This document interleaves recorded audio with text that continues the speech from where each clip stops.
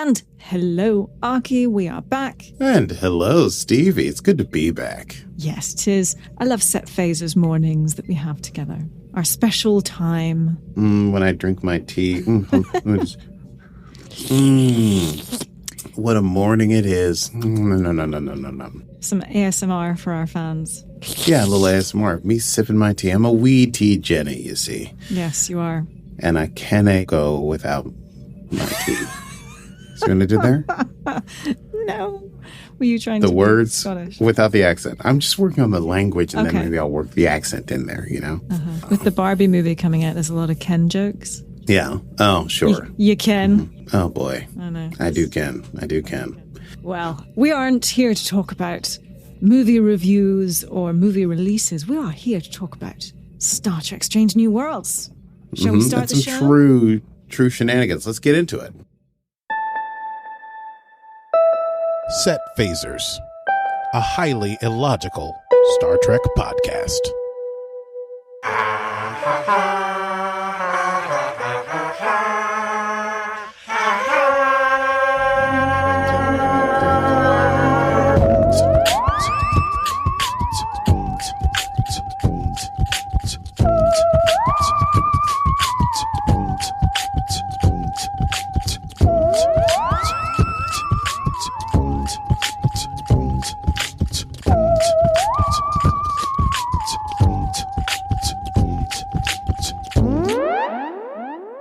Oh, yeah. Welcome to Set Phasers, a highly illogical Star Trek podcast. Today is Stardate 426715.2, and we're talking about Strange New Worlds, Season 2, Episode 5, entitled Charades. Why was it not entitled Hijinks? Well, they can't bear it. Charades basically means hijinks. Yes. I saw that and I was like, that must be hijinks. Why else were they playing charades? And they don't, well, we never really see them play charades, do we? But charades is a critical part of the story. We do see them play a little bit, but we don't see them get to the end of a game. We see Pike explaining the rules to Syllables some and all that. Vulcans. Ear. It is an ear. 2 syllables. Ear. Yes. Well, why don't we just run it down? Let's run it down. It's time to run it down. Can you run it down for me? Talk about the car now. Run it down for me.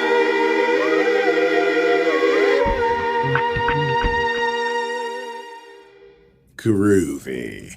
The Enterprise is near the Vulcan system, and they're moving very slowly, sub-impulse, and everyone's got a lot of downtime. We start with Chapel's personal log. She's on her way to interview for that Vulcan fellowship thing at the Science Academy, and she's hoping to observe this ancient, vanished civilization on the Vulcan moon of Kirkov. There's a strong energy anomaly above the surface, and apparently the Kirkovians, as they're called, Kirkovians, had an advanced medical, knowledge system, advanced medical practice. And so it seems like it could be interesting. And she is practicing her interview stuff with everyone on board who she can find, so she can talk about the tenets of archaeological medicine. Everyone except Spock. How so interesting. Why not Spock? Why not talk to Spock about this? It's a Vulcan thing. Why do you talk to everyone else? I don't know, Chapel. Why do you do this? And then we see a stunningly awkward moment in the turbolift with M'Benga Chapel. Spock comes on, hits a button, goes off. So we know that there's a little bit of awkwardness there. A little bit of sexual tension.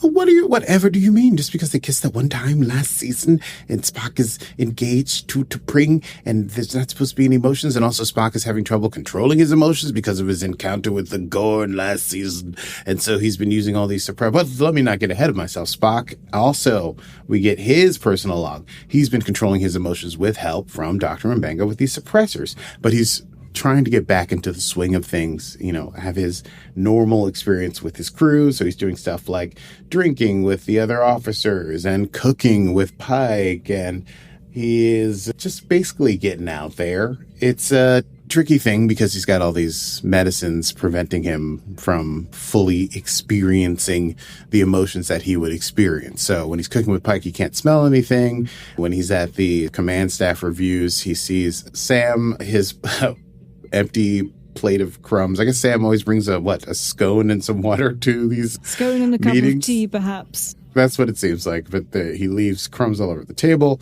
You see Spock just dealing with that, not getting emotional about it, and he's happy about that. But also, he is looking forward to a reunion, now that they're in the Vulcan system, with his fiancée, T'Pring, from whom he is often so removed because of his work for Starfleet. And as in talking to T'Pring, he finds out that she has arranged their ceremonial engagement dinner, the Vishal dinner, to happen during this period of time when he's on Vulcan. Spock is still not speaking to his father, Sarek, but T'Pring's mother, T'Pril, is still somewhat against the union and will need to be have this Vishal dinner go off to be mollified. So Pike finally notices Spock's distraction, and he says, hey, I see that you're distracted. And he mentions the whole thing with T'Pring, and he's like, hey, baby, you got to do what you got to do. Now, you got to get into the shuttle and go take a look at that moon Kirchhoff. And by the way, you're going to have an extra passenger. And guess who it is? It's Nurse Chapel. So they're on the shuttle, having an awkward time. Chapel does bring up the thing that, no, maybe Spock, have you been avoiding me? And he's like, what, me? Who? No, of course not. Oh, anyway, look at that. That stable vortex, that rupture in spacetime. How interesting is that? But then the shuttle gets caught in the gravitational force of this anomaly, and the shuttle, it looks like it's about to get jacked up, and Spock and Chapel are looking at each other. And then, boom, smash cut to Spock waking up after apparently a shuttle accident in which they crashed, but then were found floating in space and completely fine. Spock apparently was healed from his injuries, but he was made fully human. WTF. I wish we had a drop for WTF. If you want, I can take that and I'll do something. Great, let me give it to you, Queen. Okay. WTF. That works. So good. So good. Thank you. It's a plan. It's an honor just to be nominated. And in post-production, I will add it here. WTF. Now, what the heck happened to Spock? I don't know. But Una and La'an are looking over the shuttle. It looks perfectly fine. It looks like it's been deep cleaned, like it looks better than it's like freshly new. But they do discover an ancient aliens. Oh boy. They find an alien artifact. And Uhura says, it looks like a calling card. It's got basically like a phone number on it. So they call this number, air quotes number. They get visuals back. It's alien first contact, and they start talking to some sparkly bits. And the sparkly bits introduce themselves as Yellow of Kirchhoff. And they say there was an accident and remediation has been made because of Kirchhoff laws. No further contact is necessary. Yellow says that there are no thanks required and that they fixed the person who was broken. But the person was not the instructions. They had the one person to go off of, and that was Chapel, who's fully human. And then they had Spock, and they were like, this person seems weird, so we'll make them like the other person. So they made Spock a human. Meanwhile, Spock, being human, is now experiencing feelings. He's going to go back to work, but he's going to have to figure out how to deal with those feelings. So we get the whole situation with Spock doing everything he did before, but now he's human. So when he's chatting with his friends, and before they were laughing and he was just saying something that was fascinating, now he's laughing his butt off. And now when he's cooking with Pike, because he no longer has nasal suppressants and can smell, he is introduced for the first time to the smell and taste of bacon. And he goes absolutely insania. Meanwhile, we do find out from Sam Kirk that exploring this weird wormhole thing, they find that the Kirkovians left space apparently and became interdimensional beings. And also in that meeting, Spock seeing Sam's dirty cup and dirty dishes becomes enraged and almost has to be restrained by two security officers to stop him from beating the crap out of Sam, which leads him to, I believe, the meeting we find him with La'an, where he discusses that he has emotions, and La'an's, it sounds like you're a human teenager feeling a lot of passion and emotions. Meanwhile, Chapel is experiencing survivor's guilt because she's okay and Spock's all jacked up. And she almost forgot that she has her interview for the fellowship. And she has a very brusque interview where the interviewer is unimpressed. But we'll take a look at her field work to see if she will be allowed to become a fellow of the Vulcan Science Academy. Meanwhile, Spock trying to do all this. Spock's mom. Oh, so they managed to postpone, they thought, this Vishal dinner. And Spock is like, whew, relieved, because I'm human and I couldn't possibly do all those Vulcan things they have to do during this Vulcan dinner. It's like extremely Vulcan. But then Spock's mother beams aboard, and Spock tries to hide his ears with a hat. And Amanda's telling him if they don't do the wedding, the Vishal dinner now, the wedding will be off because T'Pring's mother, let's not get these names confused, Aki, is looking for any excuse to not have the wedding because she does not like humans and she does not like Amanda. And they're going to have the Vishal dinner on the ship because they were told Spock had to stay on the ship because of his injuries. So T'Pring and her parents are going to come aboard the ship the following night to have this Vishal dinner. Anyway, Spock's mother finds out that Spock is now fully human, and she reveals this thing about the tension between the two families because of her. And so she's, listen, we're going to have to teach you how to lie like a human. Her and Pike and everyone on board is going to try to help Spock be able to get through these 3 things that happened during the Vishal dinner. And first they have to give him fake ears. Then he has to learn how to pour the tea from the teapot, which is scaldingly hot, but you have to not feel pain. And Amanda shows him how, as a human, she's learned to suppress her pain as she picks up a hot teapot. Then there's a ritual of learning your flaws from your future in-laws, which sounds incredible. That's an incredible one. I didn't know. I don't remember that being in any other Vulcan, like any other franchise show, but that sounds excruciating. It does, but it sounds real. As far yes, as it sounds very, very go. Vulcan. Yes. But that was the only thing. The teapot, I was like, that's going to hurt. And then there's also a mind meld where you have to share a memory with your child. But the flaws ceremony sounds like by far the most excruciating thing. And meanwhile, Chapel is rushing to try and find a treatment to turn Spock back into a Vulcan, but things are not going well. And they only have 24 hours to figure out how to fix Spock before he is stuck that way because of the cellular jangle janks. Nothing they have on Starfleet can work, so they're going to have to go back to the Kirkovians. Why can't I say Kirkovians? I'm going to say it like that. Kirkovians. Why can't I say Kirkovians? Same reason you can't say Spock and Pike. Oh, we'll get to that. They're Kirkovians. Chapel's like, we got to go back. So she wants Ortegas to fly a shuttle and Uhura to go help translate. And they're going to go fly down to the moon of Kirkov and try to get close to the wormhole and send a message through and try to find out a cure for Spock. So they go to do that. Meanwhile, T'Pring and T'Pril, and I forgot the dad's name because he is a wilting jasmine, beam aboard. T'Pring arrives first, and she and Spock go for a walk, and Amanda's going to stall T'Pring's parents. And Spock tries to tell T'Pring, but he's unable to tell her because even for a Vulcan, she seems extremely anxious about her parents beaming aboard and spending time with them. And T'Pril does show up, and I wrote in my notes, T'Pril is a T'Pill. A pill. You know, say a pill is really a difficult person. T'Pill. All right.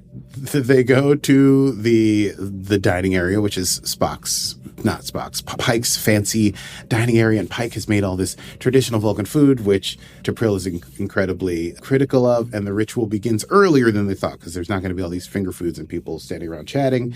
Meanwhile, the shuttle is having trouble communicating with the Kirkovians, so they have to get closer. They have to, quote, wedge themselves into the door, and Ortegas has to bring them in to the wormhole area. Spock is able to make the tea, significantly burning himself, but able to keep himself together. And T'Pril calls the tea acceptable. The shuttle, meanwhile, enters interdimensional space. They talk to a Kirkovian, but it's not yellow. It is blue. Blue says remediation was made. And Chapel says remediation was not made. And they ask to speak to Yellow, and they have to wait. Meanwhile, the Vishal dinner moves on to the flaws discussion. Amanda gives some very basic flaws. You could visit more to T'Pring. And Bill really goes in on Spock. Basically calls him a disappointment as a son and as a Vulcan. Says that he does not deserve to be married to their daughter. He's a failure to the Vulcan people because he puts Starfleet first. and basically goes slightly overboard. Spock manages to sit through this, but then asks to be excused to the bathroom where he has a little tantrum. And that's when he finds out that Chapel et al. Are in the shuttle trying to talk to the Krakowians. Meanwhile, in interdimensional space, Yellow does arrive, and there's a conversation that is had. But apparently, as Chapel as a friend is not allowed to make a complaint outside of the, quote, response period for remediation. Because, quote, friends are not allowed to, well, that's exactly what I just said. I didn't think I would memorize it, but I did.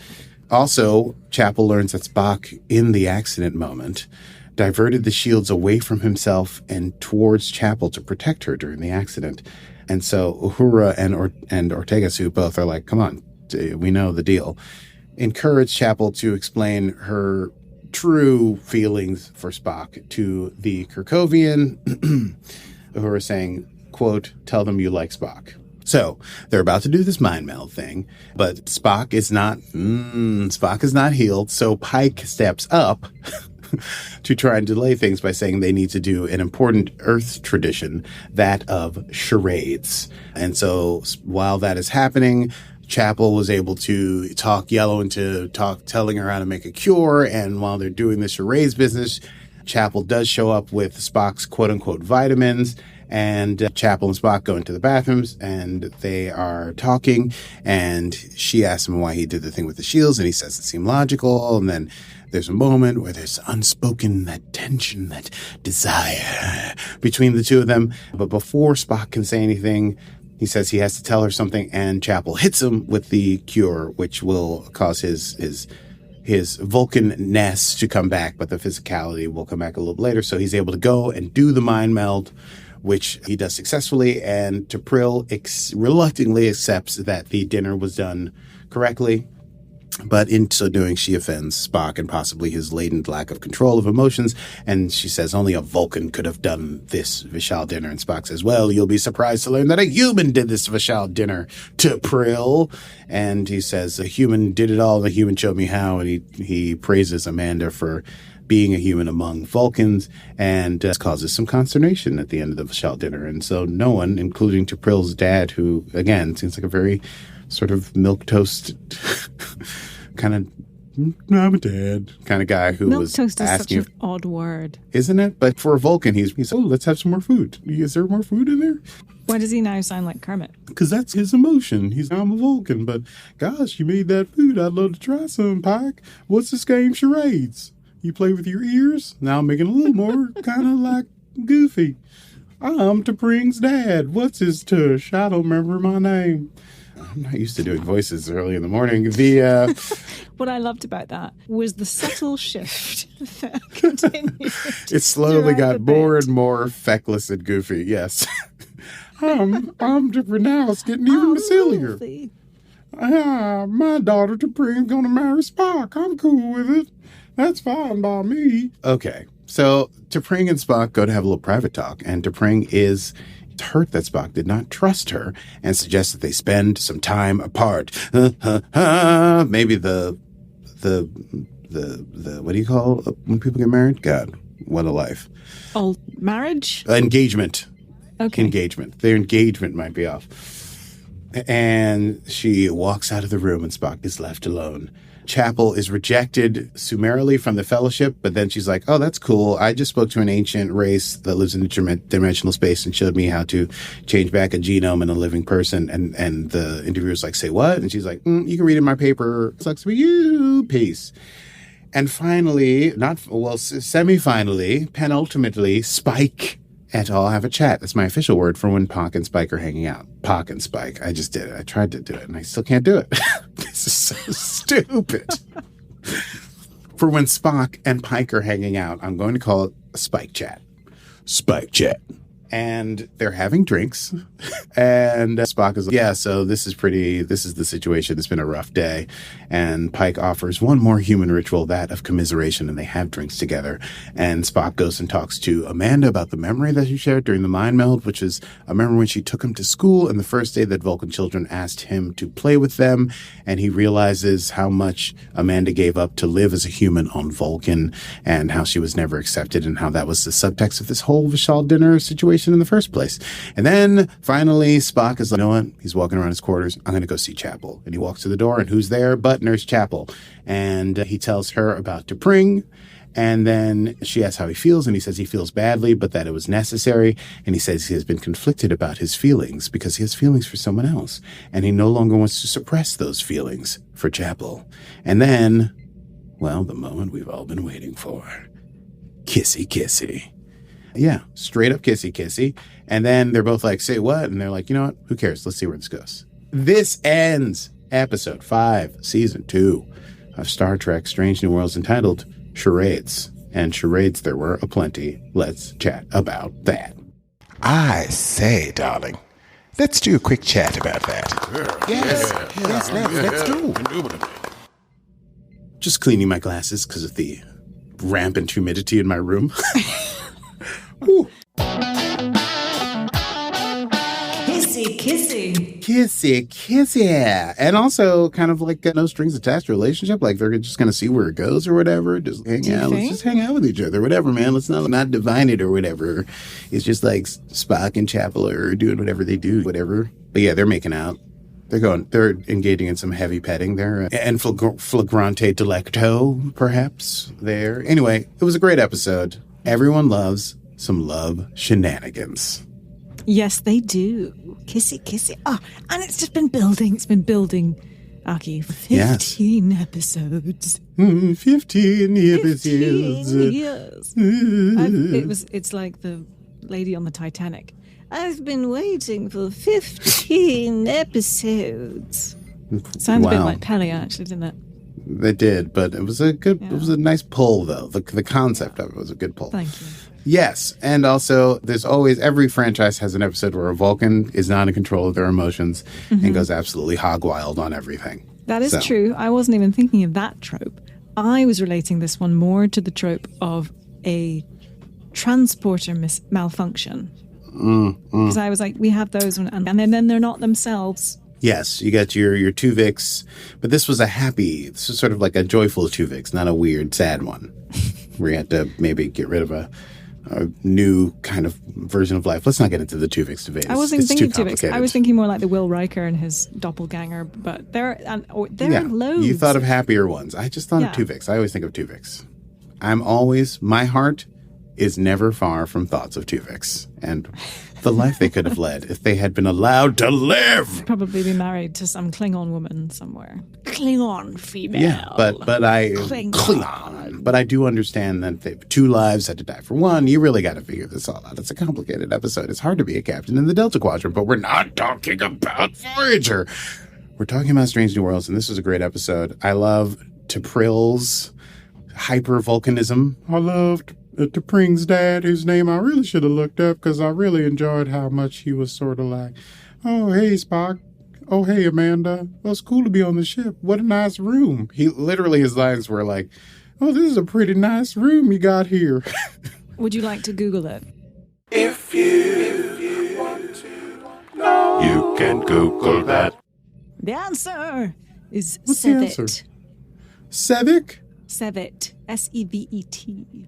Hi, I'm Sevet, father of T'Pring, husband of T'Pril, and I'm just so happy to be here on the Starship Enterprise. Y'all got some great looking uniforms, and I love your food. And also, I like this new game, Charades, which I'm going to bring back to Vulcan, and we're going to play all the time. Sounds like fun, doesn't it? I think Sevet might like the dessert that is often accompanied by cream when one has this dessert at Wimbledon. Oh, you talking about strawberries? That's correct. I'm Sevet, and I love strawberries and cream. And I would love to have some while I watch Premier Tennis on the Santra Court here at the All English Club at the end of grass season. I'm sorry. Totally worth it. Yeah, that was a worthy excursion. Yes, there were many wonderful things about this episode. I very much enjoyed Spock's emotional, just falling short of calling people dude, basically, and being a teenager. You know, I thought they did that well. They really hit it home when they obviously had to show him in various scenarios and scenes where he was his Vulcan self not getting the joke, literally, Yes. and then getting the joke. Perhaps that's the joke. Perhaps that is the joke. Perhaps the debate Anyway.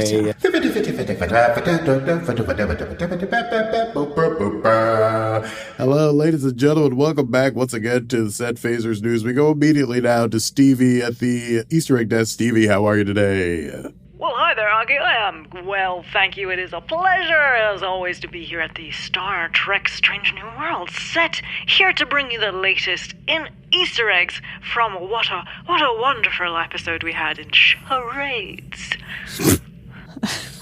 Well, anyway, we had... There's always so many, but when you have something like this, calling back to a character's past, there's going to be so much good stuff. So anyway, Dr. Corby and archaeological medicine. Did you pick up on that one? No. Oh, no, I didn't. Mbenga quizzes Chapel on Corby's 3 principles of archaeological medicine, essentially the study of ancient alien techniques that can be used by doctors in the present. And Corby is a reference to Dr. Corby from the original series, What Are Little Girls Made Of? But by that time, in 2266, Corby is Chapel's ex-fiancé. Oh, dear. Indeed. So clearly at this point, she has not met him and hasn't gone missing yet. Will we see Dr. Corby in this season of Strange New Worlds, one asks? I do wonder. I do. Spock fully suppresses his emotions. Now, this is a little callback to the original series. So Spock credits Mbenga with helping him to do this. It's a tiny bit of a retcon, which is a new term I've learned. I don't know really what I thought that was called before, but it makes sense. You are retrospectively connecting some dots. Look at you. Yes. Well, that's what I think it means. If it's not, then I don't know. I never knew if that's what, but I like that definition. That's good. Thank you. It makes sense to me. And someone said it in our Patreon, and I was like, I don't know what that means, so I can't answer you, Chad. I apologize. And now I know what it means. So Retcon. Working on it. But anyway, it helps to explain the differences between Spock smiling in the pilot episode The Cage and the more emotional Spock from Strange New Worlds seasons 1 and 2. So I like that little bit of canon there. Spock's dad, also in line with canon, this episode sees the reappearance of Mia Kirshner as Amanda Grayson, reprising her role as Spock's mother from Discovery. Spock mentions to T'Pring that he is still not speaking to his father, referencing Journey to Babel. Sure, Babel. In the original series, in which Spock reveals that he hasn't spoken to his father Sarek in years. Yes. So is it possibly because of the top secret thing that no one is able to discuss? Probably. Discovery. His sister. Section 31. Section 31. It's Section 31. You may have noticed as well the amok time music. When Spock sees his human ears and says, "What the f?" we hear notes from the fight music from Amok Time. Now, in Spock Amok, Strange New Worlds composer Nami Melumad also used this music, which originally was composed by Gerald Fried, one of the many composers who worked on the original series. Ha-ha! So lots of little throwbacks. Pelia was not in this episode, and if you remember from the first episode, we see Pelia, and she talks about her assignment on Earth, and she's having that chat with Spock. I think it was episode 1. That was episode 1, yeah. Episode 1. It's been established that Pelia knows Amanda, and she was one of her friends from long ago. But she sends her regards because she isn't able to make it. So they don't meet in this episode, which is a shame. It is a shame. Are they going to meet again in this season? Who knows? I hope so. Oh, yeah. I hope they do. Now that we have Amanda. Whatever. Yeah. Anyway, Spock hiding his ears. Obviously, we've seen this before. In the city on the edge of forever, he also hid his ears under a hat. In Assignment Earth, most famously, he hid his ears under a makeshift headband in the voyage home as well. Okay. Let's see. Vulcans don't eat meat, apparently. In All Our Yesterdays, Spock eats meat while trapped in the Ice Age period on the planet Sarpedon. In that episode, Spock's emotions took over because he was chronologically aligned with Vulcans from the distant past. He wasn't happy about having eaten meat, but admitted with regret that he had enjoyed it. Traditionally, all Vulcans are vegetarians, so it's quite fun when he's like munching on the bacon. Going ham on the bacon, you might say. Incidentally, that is the reason I can't give up meat. Bacon. Bacon. Love bacon. Listen, we're all on a journey. We're all on a journey. Bacon. Cows are so cute. Pigs are so cute, but I just can't. I just love that salty goodness. Anyway. Both can be true. You can be cute and you can be delicious. You know what I'm saying? But that's life. Going back to today's main theme, Chapel and Spock getting kissy kissy. So when the spacetime alien asks Chapel what is her relationship to this being, long-time original series fans know the answer. And in The Naked Time, Chapel actually makes it clear that she loves Spock but doesn't wish he was fully human. And in The Naked Time, she says she loves the human Mr. Spock and the Vulcan Mr. Spock. And here we find that continuity honoured when Chapel tells the Kirkovians that the human Spock isn't him. So in a sanctuary outside of time. Indeed. Well, anyway, Aki, that is it from me. It's back to you in the studio. Thank you very much, Stevie, for all those lovely Easter eggs. Let's move on immediately to Quotable Bubba. Quotable moments. What you got? Oh, I got a few. Let's see. I loved not to be indelicate, Captain, but the scent of humans is something most Vulcans must become used to. Spock talking to Pike. Indeed. I had one, if I may. Please. I don't often have very many. Spock, can I offer you one more human ritual that I find helps at moments like these? Spock, what's it called? Pike, commiseration. That old Spike hangout. I also enjoyed when they're trying to tell Spock how to talk. I think it's Ortegas who says, "Notice how I move my eyebrows, but no other muscles in my face." Thought that was cute. And also to Prill, when Spock says he has to go to the bathroom, says, "A Vulcan should have a more resilient bladder." I thought that was... Indeed. Just fully showing how little his future mother-in-law likes him. Oh, and also Amanda says something very sweet towards the end. She says, "It is not easy being a human who loves a Vulcan," which is an explanation of her life, but also that of Nurse Chapel. Ooh. Yeah. Kissy, Who's kissy. charading who? Kissy, kissy. Bow chicka bow wow, possibly, once we fade to black. And that's it. That's all I got. All right. Let's go on to next time. Let's. Next time on Set Phasers. I'm dancing to the song. Next time on Set Phasers, we're going to talk about episode 6 of season 2, entitled Lost in Translation. If you enjoyed this episode of our show, please do go to your... Oh, wait, let me do this as... what's his name? As Sir Seven. Hi, if you enjoyed... Hi, sports. My name's Seven. If you enjoyed this episode of Set Phasers, you can find all our back episodes. Not ours, sorry, I'm just a fan. I got a little ahead of myself. You can find all their back episodes anywhere you get your podcast from. They've covered all the Star Treks, talking about Discovery, talking about Strange New Worlds, of course, talking about Lower Decks, and you're talking about all 3 seasons of Picard. So y'all check that out and maybe leave a nice review or something on our podcast. All right, bye now. Yes. Thank you, Sabat, for that. Live long and wonderful- prosper, Stevie. Thanks. All right. I love that. Thanks for that promotion there, Sabat. Super appreciated that. And of course, My pleasure. you can find us in all the places. Instagram, we are at Set Phasers Podcast, or Facebook. I don't think we've joined Threads yet. Perhaps we should. Well, I got on Threads and I made one thing. I was pushed by a friend to join Threads. Who could that have been? Threatened to join Threads. Oh, you like that? That was a genuine little giggle. Yes. Anyway, yes, you can, of course, follow us in all of those places. I need to make more content. But yes, patreon.com/setphasers is where you can join us. We need to have a get-together, Aki, with our patrons. Let's discuss. Oh, God. Let's do it. I'm home for a while. We've missed you. We've missed you. Can I come? I'd love to be there as well. I'm sorry, I'm still here. Yes, Sabbath, you can. Of course you can. Thanks. I'd love to be at a Zoom hangout or maybe a co-watch or something. That'd be real cool. Bring your strawberries. Yeah, I will. Bring some strawberries and cream, and it'll be real cool. Oh, I'll just have to go quickly sign on to patreon.com/setphasers and become a Patreon of y'all so that I can join that. But I'm looking forward to it. I'm going to do it right away. All right, now, bye. Indeed. Thank you again, Sabbath. Well, that's it from us. I am Stevie Mans.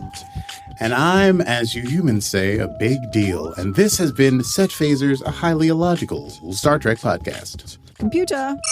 End program.